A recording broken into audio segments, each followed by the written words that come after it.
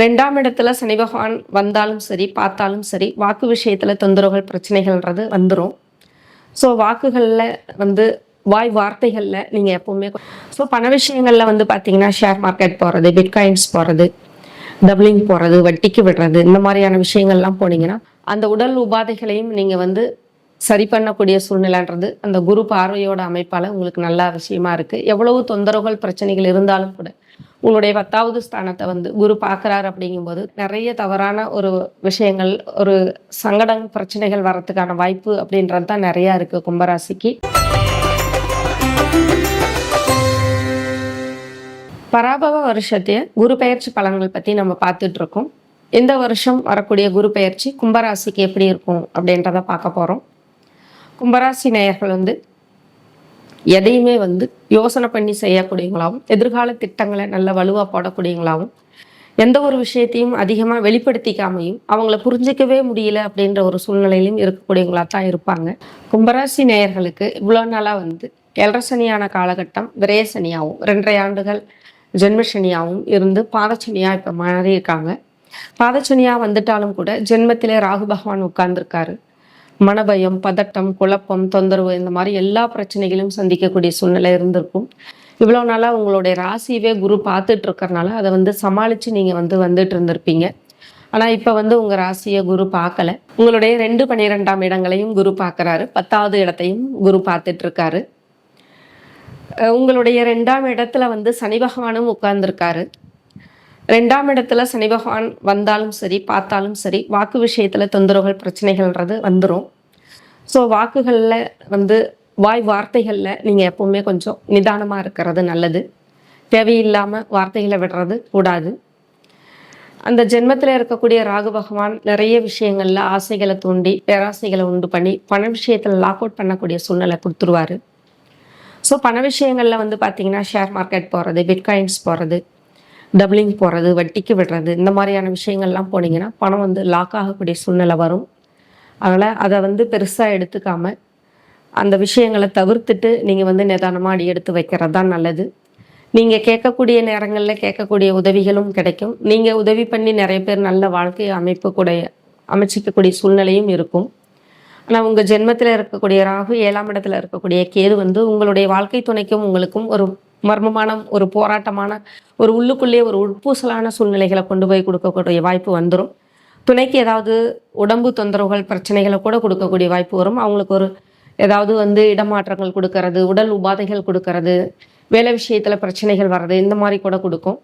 இல்லை உங்கள் 2 பேத்துக்குள்ளாரையே சண்டைகள், சச்சரவுகள் கொடுக்கறது இருக்குது. பார்ட்னர்ஷிப் சம்மந்தப்பட்ட விஷயம் இப்போ வேண்டவே வேண்டாம். ஏதாவது வந்து உடல் தொந்தரவுகள், பிரச்சனைகள் அப்படின்றது வந்து பார்த்திங்கன்னா உங்களுக்கு வந்துக்கிட்டே இருக்கிற மாதிரி இருக்கும்.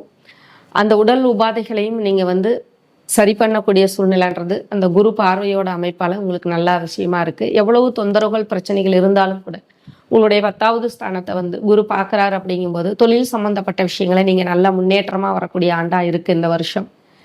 ஆனால் தொழில் செய்யறன்ற விஷயத்தில் வந்து நீங்கள் வந்து கவனமாக தேர்ந்தெடுத்து தொழிலை செய்யலைன்னா அதில் வந்து போட்ட முதலீடுகளை வந்து லாக் ஆகக்கூடிய சூழ்நிலையை ராகு பண்ணிடுவார். அதனால் தொழில் விஷயத்தில் கவனமாக வந்து நீங்கள் தேர்ந்தெடுத்து செய்யக்கூடிய வாய்ப்பு.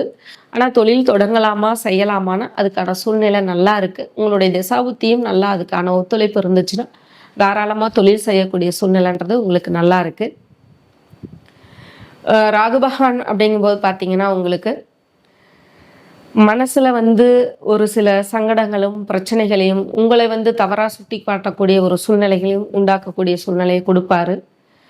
ராகுவுடைய அதிபதியான துர்க்கை தேவி, அப்போ துர்க்கை அம்மனுக்கு வழிபாடு பண்ணிக்கிறது, ராகு கால நேரத்தில் தீபம் ஏற்றி வழிபாடு பண்ணிக்கிறதும் அந்த பிரச்சனையிலிருந்து உங்களுக்கு கொஞ்சம் கொஞ்சமாக வந்து சாதகமாக உங்களுக்கு நல்ல விஷயங்களை மாற்றி தரக்கூடிய வாய்ப்பு அப்படின்றது நல்லா இருக்குது. தாய்தந்தருடைய உடல் ஆரோக்கியத்தை ரொம்ப கவனமாக பார்த்துக்குவாங்க. உங்களுக்கு எதை எடுத்தாலும் ஒரு வெற்றிக்கான சூழ்நிலை அப்படின்றதுக்கான வாய்ப்பு அப்படின்றது கொஞ்சம் தடுமாற்றமாக இருக்கிற மாதிரி இருக்கும். ஆனால் அதுக்கான அடித்தளத்தை இப்போ நீங்கள் வைக்க போகிறீங்க.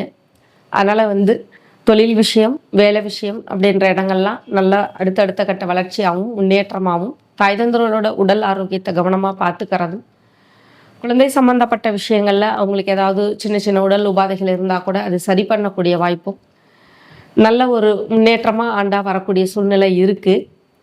பண விஷயத்தில் ரொம்ப கவனமாக இருங்க. உங்களுடைய உடல் ஆரோக்கியத்தில் ரொம்ப கவனமாக இருங்க. யாருக்கிட்டேயும் வாக்குவாதங்களோ வம்பு வழக்குகளோ வாக்கு விஷயத்தில் நிதானமாக இருங்க. குடும்பத்தில் அந்நியர்கள் தலையீடு வச்சுக்காமல் பார்த்துக்குவாங்க. துணைக்கு உடல் ஆரோக்கிய குறைவு பிரச்சனைகள் வந்தாலும் அது சரி பண்ணுங்க. ஸோ நல்ல விஷயங்கள் ஒரு சில இடங்கள் இருந்தாலும் கூட நிறைய தவறான ஒரு விஷயங்கள், ஒரு சங்கடம் பிரச்சனைகள் வர்றதுக்கான வாய்ப்பு அப்படின்றது தான் நிறையா இருக்குது கும்பராசிக்கு. அதனால் கும்பராசிக்கு இந்த வருஷம் பார்த்திங்கன்னா குரு பெயர்ச்சி ஒரு சில சாதகமான சூழ்நிலையை தான் கொடுக்குறாரு. அதை பயன்படுத்தியே நீங்கள் கும்பராசி நேயர்கள் எப்போவுமே ஒரு அடுத்தடுத்த ஜெனரேஷன் வரைக்கும் எப்படி பொருளாதார விஷயத்தில் மேம்பாடாக வரணுன்ற அளவுக்கு யோசனை பண்ணக்கூடியவங்கள் நீங்கள். ஆனால் அந்த விஷயத்தை பயன்படுத்தி நீங்கள் அடுத்த கட்ட வளர்ச்சிக்கு வரக்கூடிய வாய்ப்பு நல்லாவும் இருக்குது. அகலக்கால் வைக்காமல் ஆசைகளை குறைச்சிக்கிட்டு இருக்கிறத வச்சு தகுதியான விஷயமா நீங்கள் பண்ணிகிட்டே வந்தீங்கன்னா இந்த பராபவ வருஷ குரு பயிற்சி உங்களுக்கு நன்மையான குரு பயிற்சியாகவே இருப்பார். நன்றி, வணக்கம்.